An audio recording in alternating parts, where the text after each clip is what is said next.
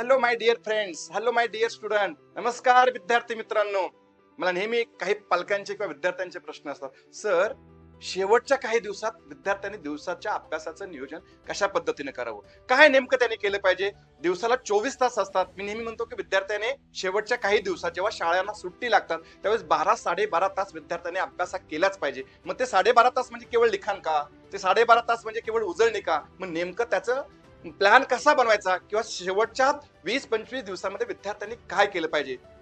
Number एक, सर्वात महत्वाचा पाठ, एकाच विषयाची एक दिवस तयारी करायची, त्याची 5 ते 6 तास म्हणजे 6 तास एकाच विषयाचा सेल्फ स्टडी करा. नंबर दोन, ज्या विषयाचा तुम्ही सेल्फ स्टडी केलाय तो विषय पहिल्यांदा समजून घ्या. केवळ सेल्फ स्टडी करू नका, तो विषय समजून घ्या.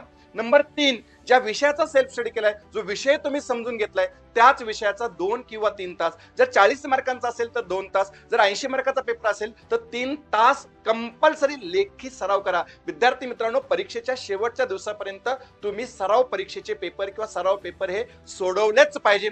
नंबर चार, सर्वात महत्वाचा पाठ, तुम्ही जो पेपर सोडवलाय त्याचं सेल्फ इव्हॅल्युएशन म्हणजे स्वयं मूल्यमापन करा. त्या पेपरमध्ये तुमच्या कोणत्या चुका झाल्या त्या चुका लिहून काढा. त्या चुका का झाल्या त्याचं अनालाइज करा. आणि दुसऱ्या दिवशी जर शिक्षक तुमच्या संपर्कात असतील, तुम्ही अकॅडमीला किंवा कोचिंग अकॅडमीला जात असाल तर त्या शिक्षकांना त्या चुका विचारा. आणि सर्वात महत्वाचा पाठ, विद्यार्थी मित्रांनो, दिवस हा तुमचा आराखडा आणि आढावा याच्यामध्ये बसवा.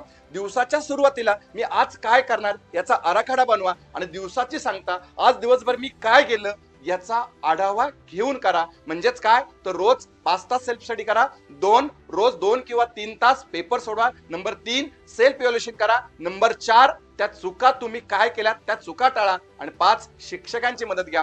तुम्ही हे सूत्र जर शेवटच्या 20-25 दिवसात वापरलं तर तुम्ही बोर्ड परीक्षेत हमखास यशस्वी व्हाल. यशस्वी भव, विजयी भव.